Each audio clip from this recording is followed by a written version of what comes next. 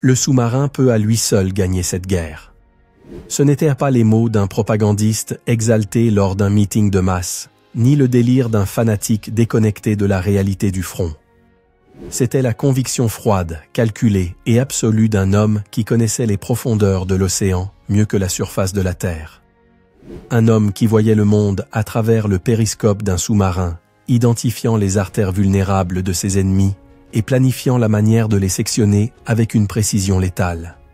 Mais comment est-il possible que ce spécialiste de la guerre silencieuse et solitaire sous les vagues, ce chasseur des profondeurs, soit devenu l'héritier d'Adolf Hitler?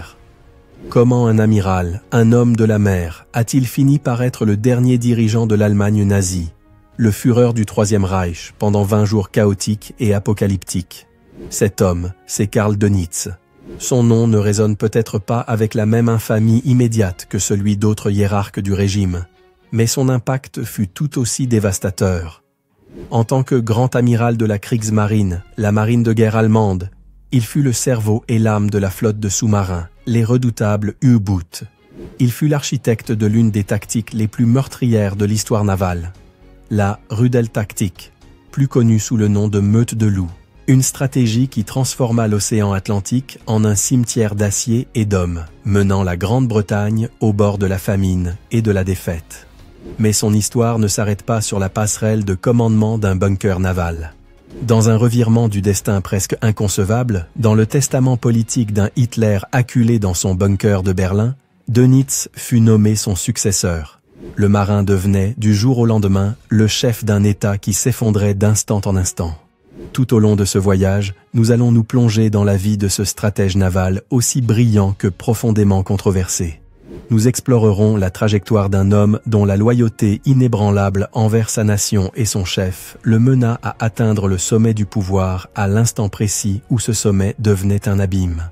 Il ne s'agit pas seulement d'une biographie militaire, c'est la chronique de l'une des passations de pouvoir les plus étranges et désespérées de l'histoire moderne. Ceci n'est pas une lointaine histoire d'uniformes et de cartes de guerre. Si vous vous êtes déjà interrogé sur les limites de la stratégie militaire, sur les dilemmes moraux complexes auxquels un dirigeant est confronté en temps de guerre, ce récit va vous interpeller directement.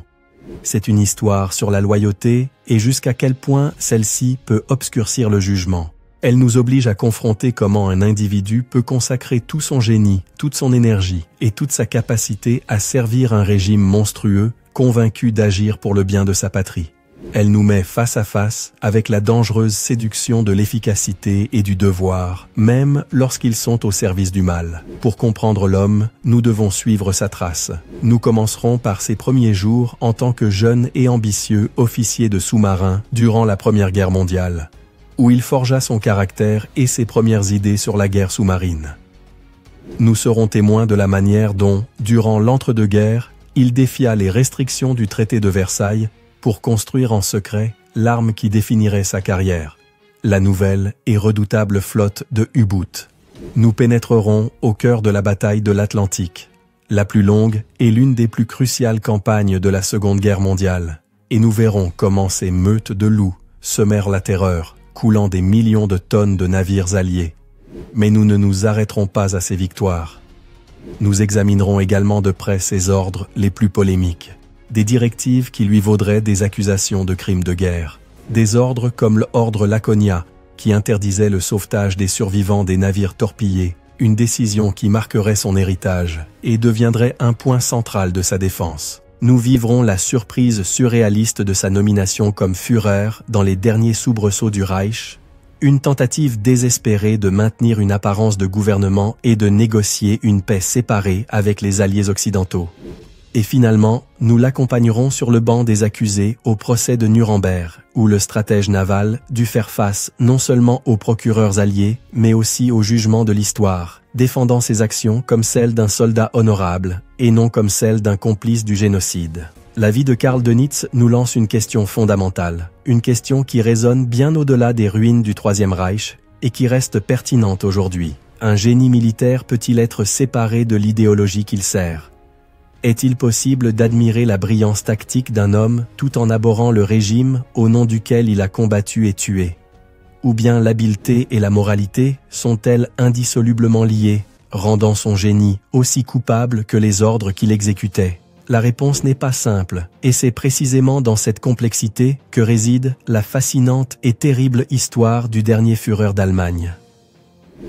Pour comprendre le grand amiral, nous devons d'abord connaître le jeune cadet, né à Grünau, dans la banlieue de Berlin, le 16 septembre 1891. Karl Dönitz ne venait pas de l'aristocratie prussienne qui nourrissait traditionnellement le corps des officiers de la marine. Il était le fils d'un ingénieur, et de ce milieu de classe moyenne professionnelle, il hérita d'un trait qui définirait toute sa vie et sa carrière. Un esprit méthodique, un caractère discipliné jusqu'à la moelle et une dévotion presque religieuse pour le concept du devoir. Il n'y avait en lui aucune improvisation chaotique, mais la précision calculée d'une machine bien huilée. Chaque problème était une équation à résoudre, chaque défi, un système à analyser et à optimiser. Sa première rencontre avec la mer et la guerre eut lieu en 1910, lorsqu'il rejoignit la marine impériale allemande en tant que cadet. Le déclenchement de la Première Guerre mondiale le trouva servant sur des croiseurs de surface, en Méditerranée, à bord du SMS Breslau. C'était la manière traditionnelle de faire la guerre en mer, de grands navires, des duels d'artillerie à distance, une continuation de la doctrine navale séculaire. Mais tandis que les grandes flottes se surveillaient mutuellement dans une impasse tendue, une nouvelle arme, furtive et létale, démontrait son terrible potentiel sous les vagues. En 1916, fasciné par cette nouvelle dimension du combat naval, Dönitz demanda son transfert vers l'arme sous-marine. Ce fut une décision qui scella son destin. Sous la surface, il apprit un nouveau type de guerre, une guerre de patience, de nerfs d'acier, de calculs millimétriques. Il comprit de première main le pouvoir stratégique qu'un seul sous-marin pouvait exercer, en étranglant les lignes de ravitaillement ennemies et en défiant les flottes les plus puissantes. Mais il apprit aussi ses faiblesses, la fragilité de sa coque, la dépendance à la furtivité, la vulnérabilité une fois détectée. Cette dure leçon se matérialisa en octobre 1918, lorsque son sous-marin, l'UB-68, subit des problèmes techniques lors d'une attaque et fut forcé de faire surface, où il fut capturé par les Britanniques. Dönitz passa les derniers mois de la guerre comme prisonnier dans un camp près de Sheffield.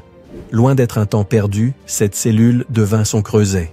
Là, avec la guerre perdue et l'empire effondré, il eut d'innombrables heures pour réfléchir, pour analyser chaque erreur, chaque succès, et pour commencer à esquisser dans son esprit les tactiques qui, 2 décennies plus tard, mettraient à genoux le commerce atlantique. Il s'affirma non seulement comme un officier compétent, mais comme un penseur de la guerre sous-marine, un théoricien forgé dans la pratique et l'échec. Après l'humiliation du traité de Versailles, qui réduisit la puissante marine allemande à une force côtière symbolique, de nombreux officiers abandonnèrent dans la carrière. Mais Dönitz resta. Il demeura dans la Reichsmarine de la République de Weimar, un réduit de l'ancienne gloire où le ressentiment et le désir de revanche fermentaient en silence. Dans cette marine fantôme, à qui il était interdit de posséder ce qu'il considérait comme l'arme du futur, Dönitz devint le principal gardien du savoir sous-marin. Il était l'expert d'une arme que l'Allemagne ne pouvait pas avoir. Officiellement, il se consacrait aux torpilleurs et à la doctrine de surface. Officieusement, il travaillait dans l'ombre, à un réarmement secret qui défiait ouvertement les vainqueurs de la guerre. Il collabora avec des chantiers navals à l'étranger, comme aux Pays-Bas, pour concevoir et construire des prototypes de sous-marins pour d'autres nations, testant en secret les innovations qu'il incorporerait un jour à sa propre flotte. Il entraînait ses officiers lors d'exercices théoriques, simulant des attaques de convois sur des plateaux de jeu qui remplaçaient les océans interdits. C'était un planificateur méticuleux, un innovateur tactique qui ne cessa jamais de perfectionner ses idées. Et surtout, c'était un chef qui inspirait une loyauté féroce. Ces hommes n'étaient pas de simples subordonnés. Ils étaient une extension de sa volonté, une confrérie unie par un même but. Il les appelait « mes lions ». Et ils le suivaient avec une dévotion aveugle, convaincus que leur commandant était le seul à vraiment comprendre la guerre navale moderne. Quand Adolf Hitler arriva au pouvoir en 1933 et commença à défaire les chaînes du traité de Versailles, l'Allemagne avait besoin d'un homme pour reconstruire son arme sous-marine. Elle n'eut pas à chercher bien loin. Karl Dönitz était le choix évident, la personne parfaite pour cette tâche. Avec la signature de l'accord naval anglo-allemand en 1935, qui permettait à l'Allemagne de construire une flotte de sous-marins équivalente à 35% de la flotte britannique, le travail clandestin de Dönitz put éclater au grand jour. Il fut nommé Befehlshaber der U-Boote, commandant des sous-marins. Le théoricien avait enfin son laboratoire. Cette approche obsessionnelle du sous-marin comme arme décisive et absolue le mit souvent en conflit avec le haut commandement de la marine, incarné par le grand amiral Erich Raeder. Raeder était un homme de la vieille école, un défenseur des grands cuirassés et croiseurs de bataille, symbole prestigieux de la puissance navale. Pour lui, les sous-marins étaient une arme auxiliaire, importante mais secondaire. Pour Dönitz, les cuirassés étaient des reliques coûteuses et vulnérables. La véritable guerre, celle qui gagnerait le conflit à venir, se livrerait dans les profondeurs, contre les lignes de ravitaillement de l'ennemi.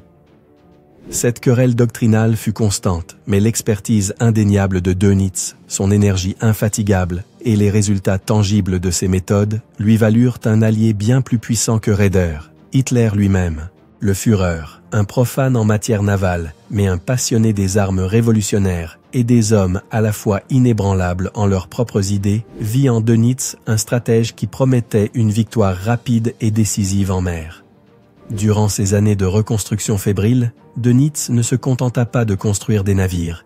Il perfectionna l'instrument de sa symphonie de destruction.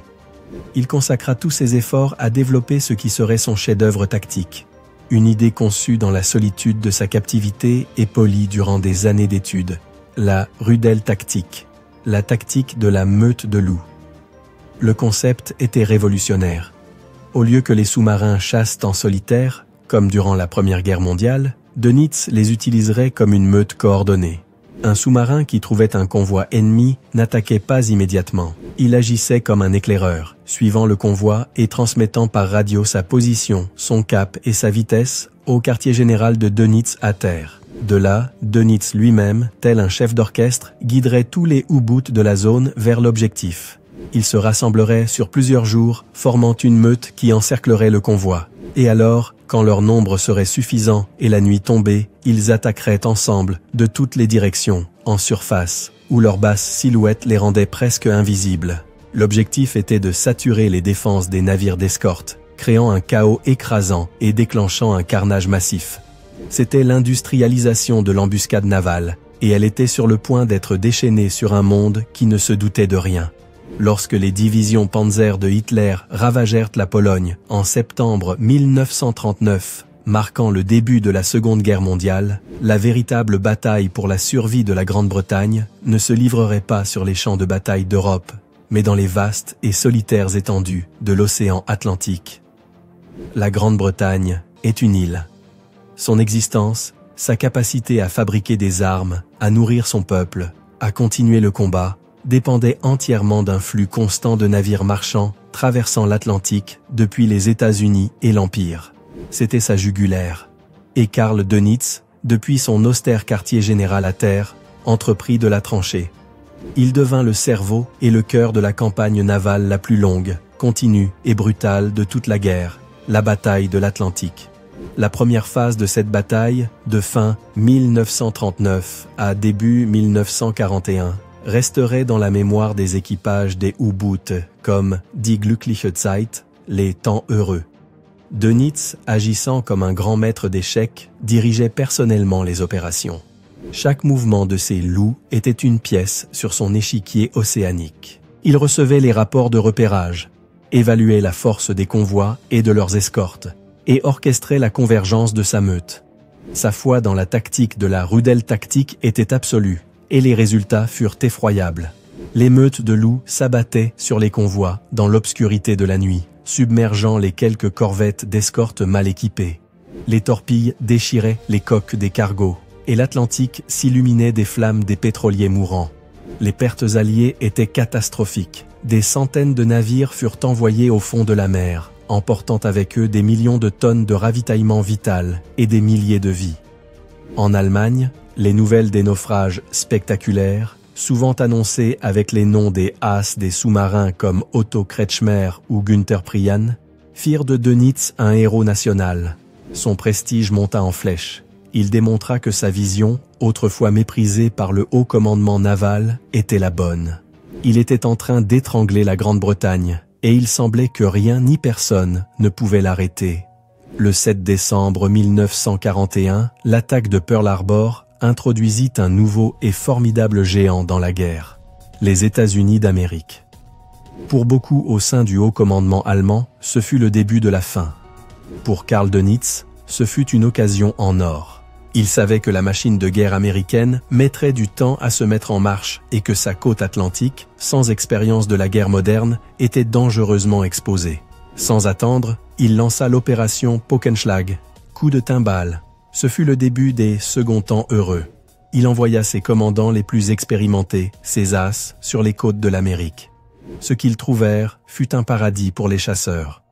Les villes côtières américaines n'appliquaient pas de blackout, découpant la silhouette des navires qui naviguaient de nuit. Les défenses navales et aériennes étaient inexistantes ou naïves. Le résultat fut un massacre. Les U-Boots torpillaient des pétroliers et des cargos en vue des plages de Floride et de Caroline du Nord. Les survivants arrivaient sur la côte en canot de sauvetage, tandis qu'ils voyaient leurs navires brûler à l'horizon. C'était l'efficacité de sa stratégie portée à son paroxysme, amenant la guerre, littéralement, jusqu'aux portes des États-Unis. Dönitz avait atteint le zénith de son pouvoir et de son succès. Mais la marée, inévitablement, commença à tourner. Alors que Dönitz était promu en janvier 1943 au rang de grand amiral et commandant en chef de toute la Kriegsmarine, succédant à Erich Raeder, les forces qui allaient faire tomber son empire sous-marin étaient déjà en mouvement. Les Alliés, tirant les leçons de leurs terribles pertes, réagirent avec une force industrielle et scientifique écrasante. Ils développèrent un radar centimétrique installé sur les navires et les avions, capable de détecter le périscope ou le schnorchel d'un U-boot. Ils construisirent des avions à très long rayon d'action, comme le bombardier Liberator, qui pouvait patrouiller le trou noir au milieu de l'Atlantique, une zone auparavant inaccessible. Le nombre de navires d'escorte se multiplia et leurs tactiques devinrent plus létales. Et, le plus dévastateur de tout, dans le secret de Bletchley Park, les cryptanalystes alliés, dirigés par des figures comme Alan Turing, parvinrent à déchiffrer le code Enigma, apparemment inviolable, que Dönitz utilisait pour communiquer avec sa flotte. Soudain, les Alliés pouvaient non seulement se défendre, mais ils savaient où les meutes de loups allaient se rassembler avant même qu'elles n'attaquent. Ils pouvaient dérouter les convois et envoyer des groupes de chasseurs-tueurs pour tendre des embuscades aux experts de l'embuscade. Dönitz, désormais aux commandes de toute la marine, continuait d'envoyer ses hommes au combat, fidèle à sa conviction que la lutte devait se poursuivre, qu'il détournait des ressources alliées d'autres fronts. Mais la lutte était devenue désespérément inégale. Le chasseur était devenu la proie. Le tournant décisif survint en mai 1943, un mois qui entrerait dans l'histoire de la U-Boot-Waffe comme le Mai Noir. Au cours de ce seul mois, la Kriegsmarine perdit 41 de ses sous-marins, un chiffre insoutenable. Pour chaque navire qu'il coulait, il perdait un de leurs lions et son équipage expérimenté. Dönitz, confronté à l'anéantissement de sa force, dut admettre sa défaite. Le 24 mai, il retira la majorité de ses U-Boots de l'Atlantique Nord. La bataille, dans sa forme décisive, était terminée. L'arme sur laquelle il avait fondé toute sa carrière, le pilier de sa stratégie, avait été brisé. Au milieu de cette lutte à mort, la graine de son futur procès fut plantée. Le 12 septembre 1942, Lucent 56 coula le navire de transport de troupes britanniques Laconia. Se rendant compte qu'à bord voyageaient non seulement des soldats britanniques, mais aussi 1800 prisonniers de guerre italiens alliés de l'Allemagne, le commandant du sous-marin lança une opération de sauvetage, plaçant les survivants dans des canots de sauvetage et en prenant certains à bord, tout en transmettant un message en clair informant de ses intentions humanitaires. Cependant, un bombardier américain B-24 Liberator, malgré les signes évidents de sauvetage, attaqua le sous-marin. Furieux et convaincu que tout acte d'humanité mettait en danger ses précieux U-Boots et leurs équipages, Dönitz émit peu après l'ordre « Triton nul », qui serait universellement connu comme l'ordre Laconia. La directive était sans équivoque et brutale. Toute tentative de sauver les équipages des navires coulés est interdite. La préoccupation principale est la sécurité du sous-marin lui-même. Ne sauver personne et ne leur donner ni nourriture, ni eau, ni place dans un canot. Le sauvetage contredit les ordres les plus élémentaires de la guerre, la destruction des navires et des équipages ennemis. Cet ordre, né de l'amère expérience de la bataille, deviendrait une pièce maîtresse contre lui. La preuve, selon l'accusation, que Karl Dönitz n'était pas seulement un soldat, mais un criminel de guerre. Avril 1945. L'Europe est un continent en ruine. Au cœur de la bête, dans le bunker sous la chancellerie du Reich, la réalité a été remplacée par un mélange de fureur paranoïaque et de désespoir final. Adolf Hitler, retranché à plus de 10 mètres sous terre, dirige des armées fantômes sur des cartes tachées de sueur et de larmes. Le fracas des canons soviétiques est la bande-son de l'apocalypse de son Reich de 1000 ans. Dans ces dernières heures, son monde s'est rétréci à une poignée de pièces en béton et à la certitude de la trahison. Son successeur désigné, le Reichsmarschall Hermann Göring, a tenté de prendre le pouvoir et est déclaré traître. Son plus fidèle paladin, le Reichsführer SS Heinrich Himmler, a tenté de négocier en secret avec les Alliés et est également déclaré traître. Entouré par les décombres de son ambition, Hitler se prépare au suicide. Mais avant, il rédige son testament politique final. Dans l'un des revirements les plus inattendus de la guerre, l'homme qu'il choisit pour lui succéder n'est pas un idéologue fanatique du parti, ni un général de l'armée, ni un hiérarque des SS. Son regard se pose sur l'homme de la marine, le spécialiste, le professionnel qui a toujours accompli son devoir avec une loyauté silencieuse et efficace. Loin du drame et de l'intrigue de Berlin, dans son quartier général naval à Plön, Karl Dönitz reçoit un télégramme qui va tout changer. Le message l'informe qu'Hitler l'a nommé son successeur, non pas comme Führer, un titre qu'Hitler a décrété qu'il mourrait avec lui, mais comme Reichspräsident, président du Reich et commandant suprême des forces armées. Le choix était stupéfiant. Dans son dernier acte, Hitler avait purgé la vieille garde du parti qui l'avait porté au pouvoir. À sa place, il récompensait la loyauté et la compétence professionnelle d'un homme qui, à ses yeux, ne lui avait jamais fait défaut. L'expert en sous-marin devenait, par le décret d'un mort, le chef d'un État moribond. Pendant 23 jours, depuis la mort d'Hitler le 30 avril, Karl Dönitz dirigea le soi-disant gouvernement de Flensburg, une administration fantôme établie près de la frontière danoise. Son objectif principal et unique n'était plus de gagner la guerre, ni même de la continuer. C'était de gérer la défaite. Sa stratégie était pragmatique et désespérée, organiser une reddition par étapes. Il cherchait à poursuivre la lutte sur le front de l'Est, juste assez longtemps pour permettre à des centaines de milliers de soldats et de civils allemands de fuir vers l'Ouest. Il voulait que le plus grand nombre possible d'Allemands se rendent aux Britanniques et aux Américains, plutôt que de tomber aux mains de l'armée rouge soviétique, dont il craignait, à juste titre, une terrible vengeance. C'était une course contre la montre, une tentative de sauver ce qui pouvait l'être de la catastrophe que son prédécesseur avait déchaînée.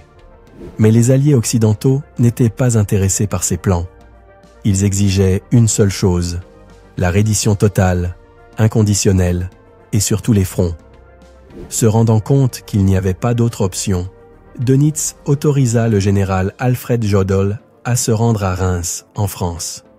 Là, au quartier général d'Eisenhower, aux premières heures du 7 mai 1945, Jodl signa l'acte de reddition inconditionnelle de toutes les forces allemandes. La guerre en Europe était terminée. Le bref et surréaliste mandat de Karl Dönitz comme dernier dirigeant de l'Allemagne était arrivé à son terme. Le gouvernement de Flensburg, qui ne fut jamais plus qu'une illusion, fut formellement dissous par les Alliés le 23 mai 1945. Des officiers britanniques entrèrent dans l'école navale de Murvik, où Dönitz avait établi son siège, et l'informèrent, ainsi que son cabinet, qu'ils étaient prisonniers de guerre. Le grand amiral, le dernier chef d'État du Reich, fut dépouillé de ses insignes et arrêté. Sa scène suivante et dernière d'importance historique ne serait pas la passerelle d'un navire ni un quartier général, mais le banc des accusés au procès de Nuremberg. Il s'assit là aux côtés des principaux criminels de guerre nazis, des figures comme Göring, Hess et Speer. Il fut accusé de crimes contre la paix, pour son rôle dans la planification d'une guerre d'agression, de crimes de guerre, pour sa conduite de la campagne sous-marine, avec l'ordre Laconia comme pièce maîtresse de l'accusation. et de crimes contre l'humanité. Sa défense fut ferme et cohérente. Il argua qu'il avait été un soldat professionnel, pas un politicien, qu'il avait mené une guerre navale dure, comme toutes les guerres navales, mais dans les limites de la pratique militaire internationale. Et, surtout, il insista sur le fait qu'il n'avait pas été impliqué, ni n'avait eu connaissance des atrocités de l'Holocauste et des camps d'extermination. Sa défense reçut une aide inattendue et décisive de l'autre bout du monde. Son avocat réussit à obtenir un témoignage écrit de l'amiral de la flotte des États-Unis, Chester Nimitz, le commandant des forces navales américaines dans le Pacifique. Dans sa déclaration sous serment, Nimitz admit que les États-Unis, dans leur guerre contre le Japon, avaient pratiqué une guerre sous-marine sans restriction dès le premier jour. Il affirma que les sous-marins américains coulaient des navires marchands sans préavis, chaque fois qu'ils ne pouvaient garantir la sécurité de leurs propres bâtiments. Ce témoignage de l'un des chefs navals alliés les plus respectés fut un coup dévastateur pour l'accusation. Il rendait très difficile de condamner Dönitz pour avoir mené dans l'Atlantique une politique que Nimitz lui-même avait employée dans le Pacifique. Le verdict final refléta cette complexité. Le tribunal acquitta Karl Dönitz du chef d'accusation le plus grave, crime contre l'humanité, le séparant ainsi légalement de la machine génocidaire du régime. Cependant, il fut déclaré coupable de crimes contre la paix et de crimes de guerre. Pour ces chefs d'accusation, l'homme qui hérita du Reich de Hitler, l'architecte d'émeutes de loups, reçut une peine de 10 ans de prison à la prison de Spandau. Pour beaucoup, ce fut un verdict étonnamment clément, une sentence qui suscita la controverse et le débat pendant des décennies. Le génie naval, le loyal serviteur du Reich, le dernier Führer pendant 20 jours, fit face au jugement des vainqueurs et, contrairement à beaucoup d'autres sur ce banc, réussit à sauver sa vie, et dans une large mesure, son argument selon lequel, par-dessus tout, il n'avait été qu'un soldat. Le 1er octobre 1956, les lourdes portes de la prison de Spandau, à Berlin-Ouest, s'ouvrirent pour libérer leur dernier prisonnier de la journée. Un homme de 65 ans, vieilli mais droit, sorti dans un monde qu'il reconnaissait à peine. L'Allemagne qu'il avait connue, le Reich pour lequel il s'était battu et qu'il avait brièvement dirigé, n'existait plus. À sa place se trouvaient 2 nouvelles nations, divisées par le rideau de fer, et une mémoire collective qui luttait pour se réconcilier avec le passé.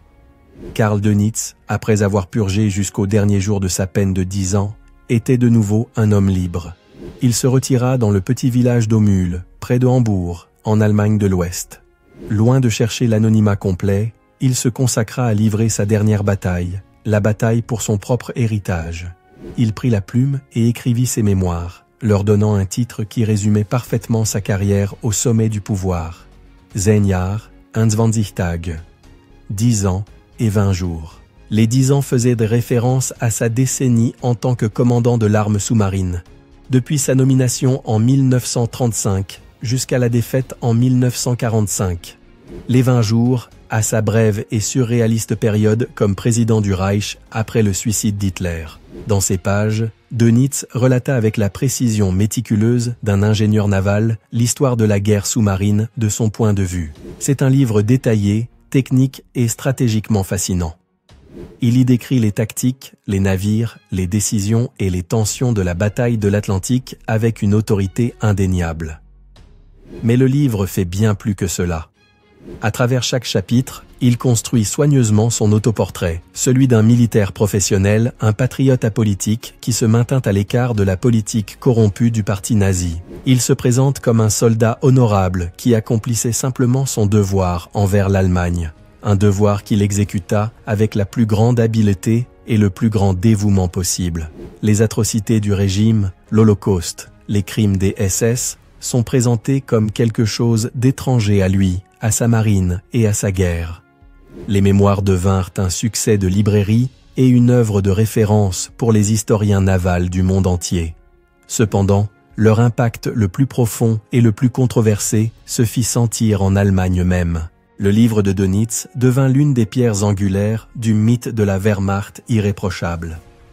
C'est l'idée, très répandue dans l'après-guerre, que les forces armées allemandes, la Wehrmacht, menèrent une guerre conventionnelle et honorable, et qu'elles ne furent pas complices des crimes du régime nazi. Selon ce mythe, la barbarie fut l'œuvre exclusive de la SS, de la Gestapo et d'autres organes fanatiques du parti, tandis que le soldat allemand ordinaire, et par extension ses généraux comme Dönitz, gardèrent les mains propres de tout crime contre l'humanité.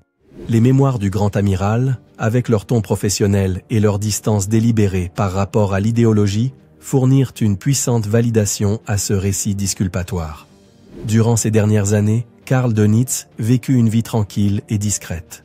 Il recevait des journalistes et des historiens, répondait aux courriers et était une figure respectée pour de nombreux vétérans de la Kriegsmarine qui continuaient de le voir comme leur loyal commandant. Mais dans toutes ses interviews et ses écrits, il y a une chose qu'il ne fit jamais. Il ne renia jamais son service. Il n'exprima jamais de remords pour sa loyauté à l'État nazi ou à son chef, Adolf Hitler. Jusqu'à la fin, il s'accrocha à la conviction d'avoir agi correctement en tant que soldat, en défendant son pays de la meilleure manière qu'il connaissait. Karl Dönitz est décédé la veille de Noël, le 24 décembre 1980, à l'âge de 89 ans. Ses funérailles furent le dernier écho du monde qui avait disparu. Malgré les avertissements du gouvernement allemand, des centaines de ses anciens camarades, des vétérans de la marine, vinrent lui rendre un dernier hommage. Sa vie laissait derrière elle un héritage complexe. Celui d'un brillant stratège naval qui faillit gagner la bataille de l'Atlantique, celui du successeur inattendu d'Hitler qui géra la reddition finale de l'Allemagne, et celui de l'homme qui, dans sa vieillesse, aida à forger un mythe qui permit à une génération d'Allemands de regarder ailleurs. Un génie militaire dont la loyauté inébranlable à une cause monstrueuse continue de poser, jusqu'à aujourd'hui, l'éternelle question sur les limites du devoir et de la responsabilité morale. Quel est, alors, l'héritage de Karl Dönitz? L'histoire offre rarement des verdicts simples, et la figure de Dönitz est l'une de ses créations les plus complexes et ambiguës. D'une part, sa reconnaissance en tant que stratège naval est indiscutable. Ce fut un innovateur brillant, le véritable père de la guerre sous-marine moderne. Son développement de la tactique de la meute de loups et sa gestion de la bataille de l'Atlantique sont la preuve d'un génie militaire et organisationnel hors du commun. Mais d'autre part, c'est une figure indissociable du Troisième Reich. Son expertise, son énergie et son génie furent entièrement au service d'un régime génocidaire. On ne peut parler du brillant amiral sans se souvenir du loyal serviteur d'Hitler. Le débat sur son héritage continue de résonner dans les couloirs de l'histoire. La question centrale reste sans réponse unanime. Karl Dönitz était-il un soldat honorable, un patriote pris au piège des circonstances d'un régime criminel, qui accomplissait simplement son devoir de la manière la plus efficace possible? Ou était-il, au fond, un nazi convaincu, un complice volontaire dont la prétendue ignorance des atrocités du régime était un masque commode pour se protéger dans l'après-guerre?